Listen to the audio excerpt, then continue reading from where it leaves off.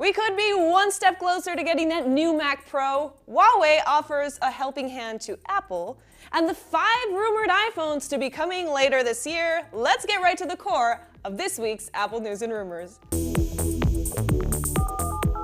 Another week, another fresh batch of iPhone 11 rumors. This time, we seem to be getting a few more details about those 3 cameras. According to Steve Hemmerstoffer, well-known Apple leaker who goes by OnLeaks on Twitter, that triple camera configuration won't be limited to just the larger, more expensive Max model, as previous rumors had suggested.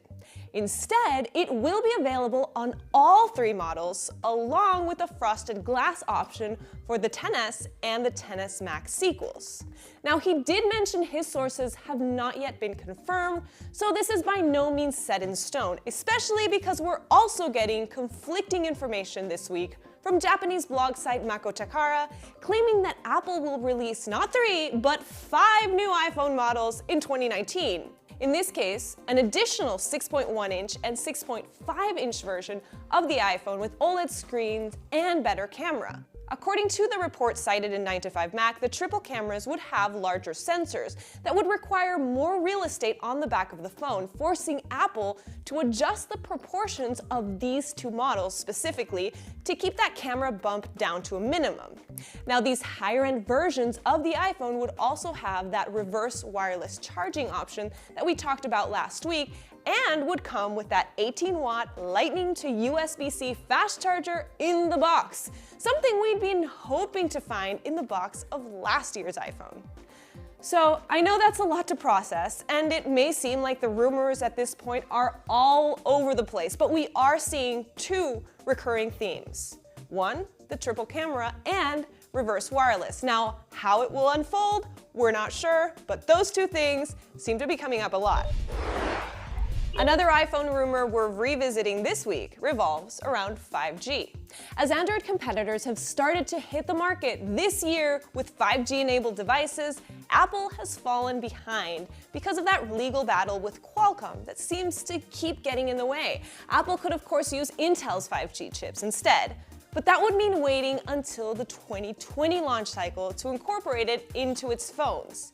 Then last week, we saw a UBS report that hinted at the fact that Apple might have to delay this phone beyond 2020, a move that would most certainly hurt iPhone sales, as all the major service providers like Verizon have already started to test out and even roll out 5G networks in certain cities. But not so fast, because it seems like there could be a way out for Apple, and a way for them to skip Intel and Qualcomm altogether.